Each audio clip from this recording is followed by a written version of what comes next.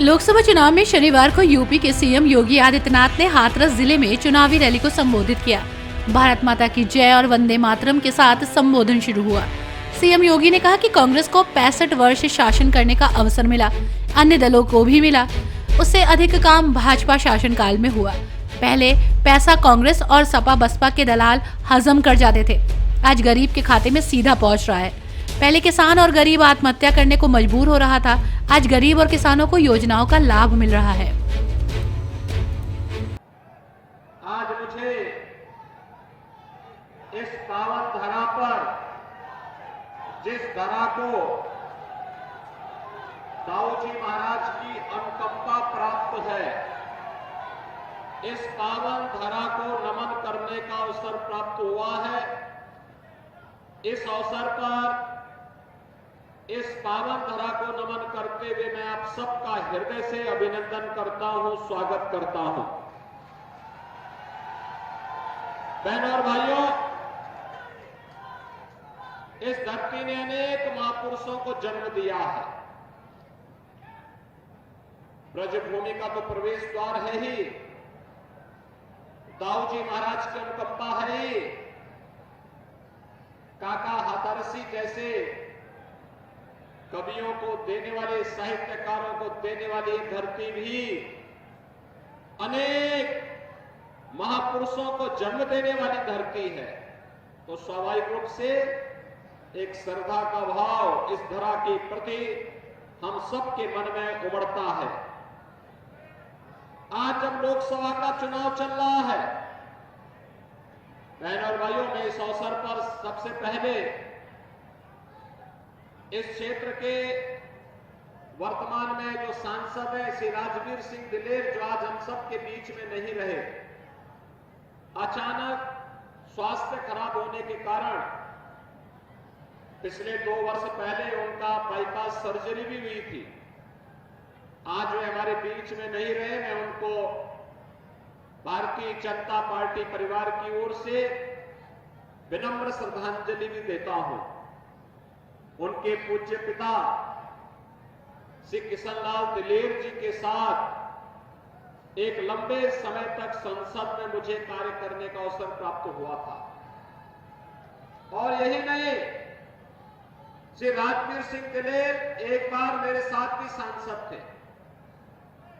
आज वे हमारे बीच नहीं है, लेकिन उनकी आत्मा जहां कहीं भी होगी, वह हाथरस के विकास के लिए, आप सबके उत्साह और उमंग के लिए सदैव तत्पर रहे हैं।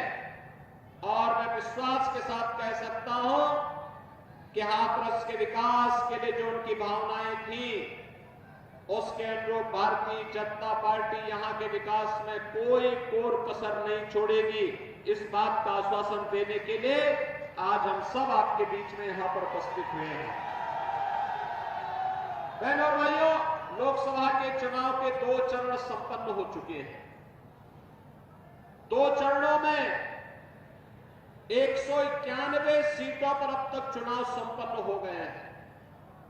और 191 सीटों पर जो चुनाव हुए हैं, चुनाव के रुझान बताते हैं कि जो आसार, जो आकांक्षा आपकी है, जो स्वर हाथरस का है, जो खुशबू हींग की हाथरस की है, वही पूरे देश के अंदर पहुंच रही है।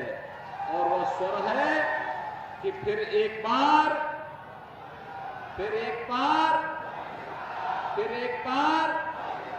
मोदी सरकार का जो स्वर यहां से गूंज रहा है, वही देश के अंदर है। और पहले 2 चरणों में वही परिणाम में बदला है।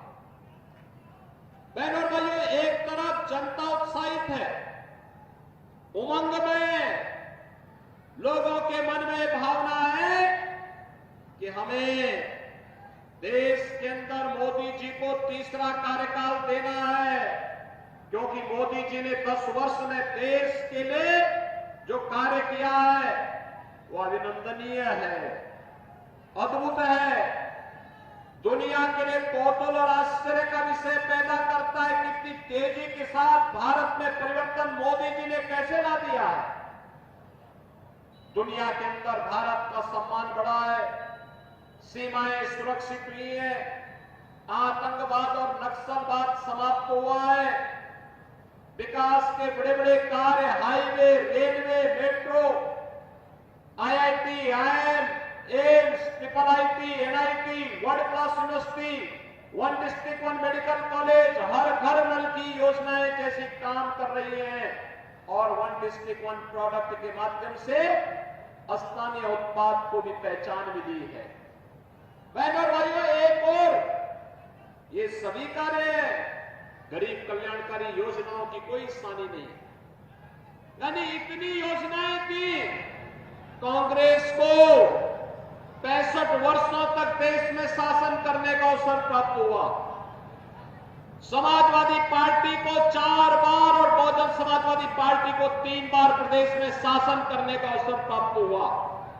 लेकिन बहनों और भाइयों, इन सबको मिलाकर के जितना कार्य देश के अंदर इन लोगों ने 65-70 वर्षों में नहीं किया, जितना कार्य उत्तर प्रदेश के अंदर कांग्रेस, सपा, बसपा ने मिलकर के नहीं किया, उतना मोदी जी के नेतृत्व में मात्र 10 वर्ष के अंदर देश के अंदर हुआ है और 7 वर्ष के अंदर भारतीय जनता पार्टी की सरकार के अंदर उत्तर प्रदेश में हुआ है।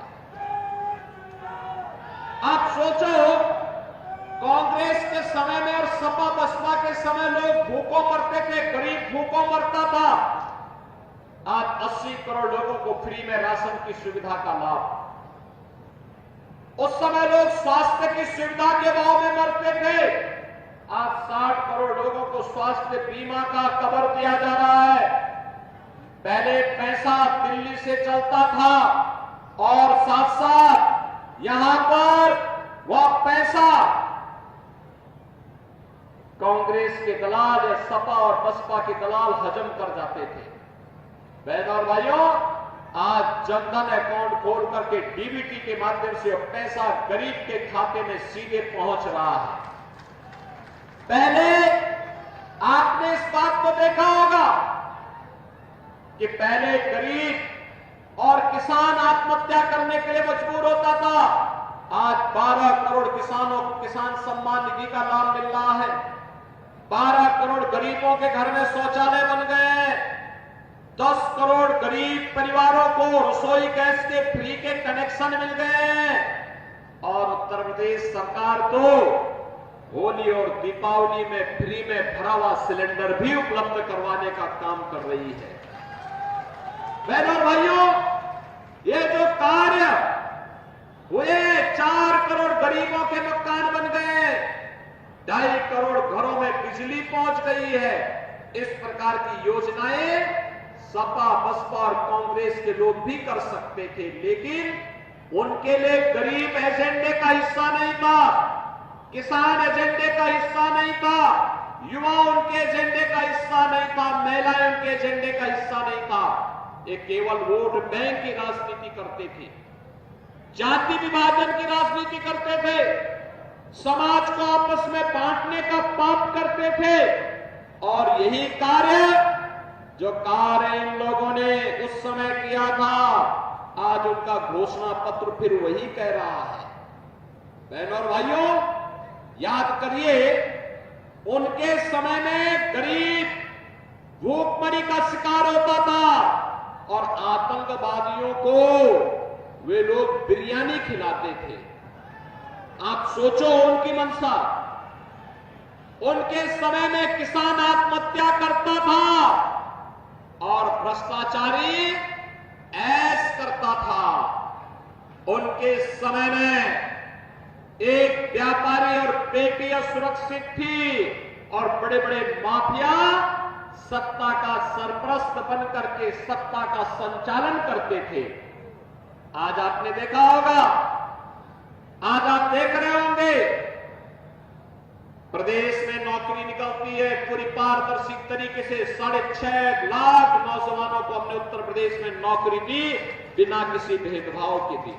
हाथरस के भी बहुत सारे नौजवान नौकरी पाए, कासगंज के नौजवान भी पाए, फिरोजाबाद के नौजवान भी पाए। आज आप देख रहे होंगे योजनाओं को, जितनी भी योजनाएं दी गई, 80 करोड़ लोगों को राशन मिल रहा, क्या किसी का चेहरा देखा गया क्या? अरे गरीब है, जरूरतमंद है, राशन मिलना चाहिए, भारत का नागरिक है, उसको मिलना चाहिए। 12 करोड़ किसानों को किसान सम्मान निधि मिल रहा है, क्या किसी का चेहरा देख करके दिया जा रहा है क्या? 60 करोड़ लोगों को आयुष्मान भारत की सुविधा है, क्या किसी का चेहरा देखा जा रहा है क्या? 50 करोड़ लोगों के जनधन अकाउंट खोले गए, क्या किसी की जाति, मत और मजहब पूछ करके दिया जा रहा है क्या? 4 करोड़ लोगों को आवास दिए गए, किसी की जाति, मत और मजहब पूछ करके नहीं, गरीबी को देख करके, दलित है, वंचित है, अति पिछड़ा है, उसको ये लाभ दिया गया है, चाहे वह किसी जाति, मत और मजहब का क्यों ना हो। बहनों भाइयों, इसीलिए मोदी जी ने 2014 में नारा दिया था सबका साथ और सबके विकास का। लेकिन आज मैं आया हूं आपसे कहने के लिए, एक तरफ भारतीय जनता पार्टी और एनडीए है सबका साथ और सबके विकास के नारे के साथ, और दूसरी तरफ कांग्रेस सपा का इंडी गठबंधन है। इनका गठबंधन देखिए, कांग्रेस ने 1947 में देश का विभाजन कराया, पहले देश को बांटा। अब कांग्रेस अपने घोषणा पत्र में क्या कह रही है? कह रही है हम भारत के अंदर संपत्ति सर्वे कराएंगे। संपत्ति सर्वे का मतलब आपकी संपत्ति का सर्वे ये लोग कराएंगे, फिर आपकी संपत्ति का सर्वे करा करके आपके बाप दादों की जो कमाई है ना, इस कमाई को वे लोग एक विरासत टैक्स इस पे लगाने की बात कर रहे हैं। आपने सेंट पित्रोदा का बयान पढ़ा होगा, इस पे विरासत टैक्स लगाएंगे। विरासत टैक्स क्या? अगर आपके बाप दादों ने 4 कमरे का घर बनाया है तो कहेंगे तुम 2 कमरे में रहो, 2 कमरे कांग्रेस या सपा के लोगों के अधिकार में चला जाएगा। बहनों और भाइयों, अरे मेहनत करेंगे आप, परिश्रम करेंगे आप, खून और पसीना बहाया, मेहनत से उन्होंने संपत्ति अर्जित की, और डकैती डालने के लिए कांग्रेस के लोग, इंडी गठबंधन के लोग आएंगे। क्या ये छूट देंगे क्या आप इनको? क्या ये छूट देंगे? पहले देश को बांटा, आज आपकी संपत्ति को बांटने की साजिश लोग कर रहे हैं। यानी कितनी खतरनाक साजिश रच रहे हैं। हम जब किसी माफिया के खिलाफ कार्रवाई करते हैं, उसके लिए लोग घड़ियाली आंसू बहाते हैं, उसके घर में जाकर के फतिया पढ़ते हैं, लेकिन एक गरीब, एक व्यापारी, एक सामान्य नागरिक की संपत्ति पर ये लोग डकैती डालना चाहते हैं। बहन और भाइयों, यही नहीं, कांग्रेस ने और भी बातें कही हैं। उसने कहा पर्सनल कानून को लागू कर देंगे। पर्सनल कानून को लागू करने का मतलब आप जानते हैं? 3 तलाक की जो कुप्रथा बंद की है मोदी जी ने, इसको लोग फिर से लागू करेंगे। पर्सनल कानून को लागू करने का मतलब आप जानते हैं ना? भारत जैसे लोकतांत्रिक देश का तालिबानीकरण करने की साजिश का हिस्सा है। और यही नहीं, ये कह रहे हैं अल्पसंख्यकों की रुचि के अनुसार खाना खाने, खान पान की पूरी छूट देंगे। उनकी रुचि क्या बहुसंख्यक से अलग है क्या? उनकी रुचि क्या अलग है क्या? अलग रुचि का मतलब क्या? जो आप नहीं खाते हैं, वे खाना चाहते हैं, उसके लिए स्वतंत्रता देंगे, यानी उनको गौकसी की छूट देंगे। क्या आप गौकसी की छूट दिलवाएंगे कांग्रेस सपा बसपा के लोगों को? हिंदू के लिए इससे बड़ा पाप हो ही नहीं सकता। और कांग्रेस आपकी आस्था के साथ खिलवाड़ कर रही है, देश को दंगों की आग में झोंकना चाहती है, अपने स्वार्थ के लिए भारत के विभाजन की आधार रखना चाहती है। हिंदुस्तान इसको कतई स्वीकार नहीं करेगा। क्या स्वीकार करेगा? जो एक पाप करने पर उतार हो चुके, देश के पुण्य क्षति करने पर, क्या राम और कृष्ण की धरती पर क्या गौकसी होगी? क्या बहनों और भाइयों, हमें कांग्रेस, सपा, बसपा के इस हिडन एजेंडे को पहचानना होगा, इसके पीछे की मंशा को जानना होगा और समय रहते इनको जवाब देने के लिए तैयार होना होगा। ये लोग देश की संप्रभुता के साथ, देश की अखंडता के साथ खिलवाड़ कर रहे हैं। आपकी आस्था के साथ इन्होंने पहले ही खिलवाड़ किया था। आपने देखा होगा जब कांग्रेस की सरकार थी उस समय भी इन्होंने प्रयास किया था अनुसूचित जाति, जनजाति, पिछड़ी जाति के लोगों पर, हकों पर डकैती डालने के लिए। पहले इन्होंने जस्टिस रंगनाथ मिश्रा कमेटी गठित की। उस कमेटी ने क्या संस्तुति की थी? उसने कहा था कि पिछड़ी जाति के लोगों के हकों में से 6% आरक्षण काट करके ये मुसलमानों को दे दिया जाए। वो तो भारतीय जनता पार्टी ने आंदोलन किया था। उन्होंने कहा था ये बाबा साहब भीमराव अंबेडकर का अपमान होगा। बाबा साहब भीमराव अंबेडकर के नेतृत्व में जब देश का संविधान का प्रारूप तैयार हो रहा था, उस समय बाबा साहब भीमराव अंबेडकर ने एक बात कही थी और उस समय के संविधान के निर्माताओं ने एक बात कही थी कि धर्म के आधार पर आरक्षण कभी नहीं हो सकता। लेकिन कांग्रेस ने जस्टिस रंगनाथ मिश्रा कमेटी इसलिए गठित की थी जिससे वह पिछड़ी जाति के और अनुसूचित जाति और जनजाति के अधिकारों पर डकैती बैकडोर से कर सके, क्योंकि भारत का संविधान धार्मिक आधार पर आरक्षण नहीं देने की वकालत करता, कहता कि धार्मिक आधार पर नहीं आरक्षण हो सकता, क्योंकि इसी आधार पर तो देश का विभाजन हुआ था। लेकिन अब बैकडोर से इन्होंने डकैती डालने का काम किया। पहले रंगनाथ मिश्रा कमेटी और फिर सच्चर कमेटी भी ये कांग्रेस ने ही यूपीए गवर्नमेंट के दौरान गठित की थी और आज उसी तर्ज पर ये लोग फिर से काम कर रहा है। उनका मैनिफेस्टो इस बात का उदाहरण है और हम सब आपको अवगत कराने के लिए आए हैं। घर घर जाकर के लोगों को बताइए, ये देश के खिलाफ एक साजिश करना चाहते हैं।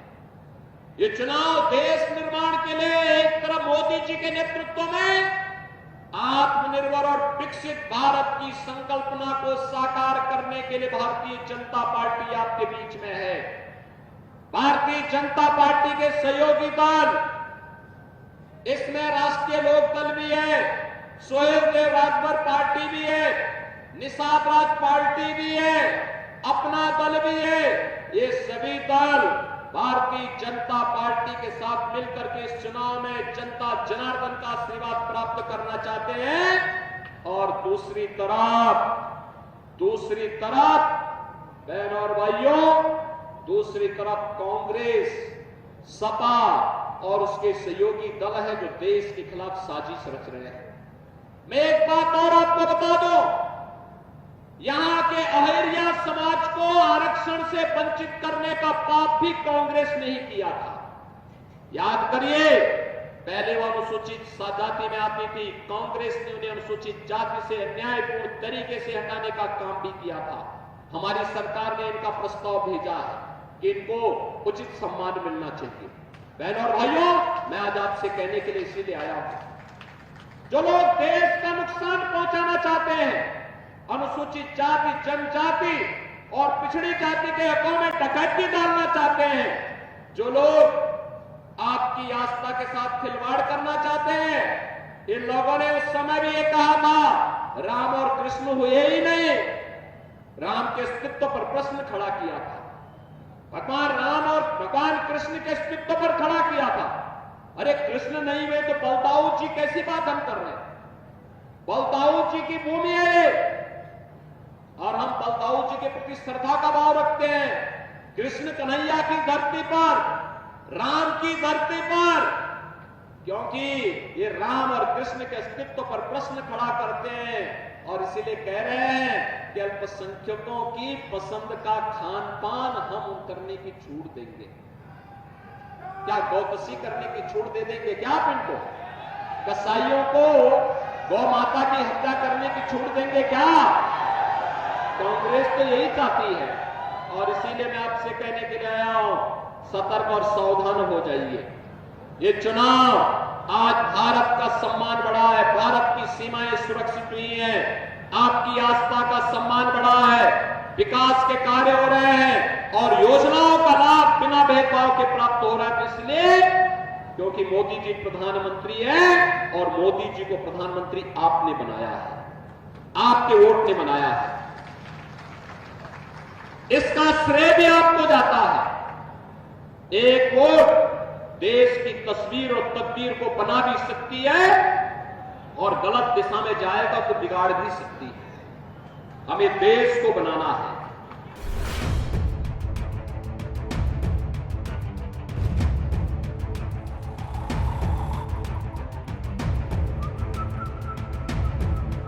हर बड़ी खबर का असली एड्रेस है खबरनामा, इसलिए हर न्यूज अपडेट के लिए सब्सक्राइब करें और फॉलो करें खबरनामा और इस वीडियो के लाइक बटन को प्रेस कर इस वीडियो पर कमेंट के जरिए अपनी राय देना ना भूलें।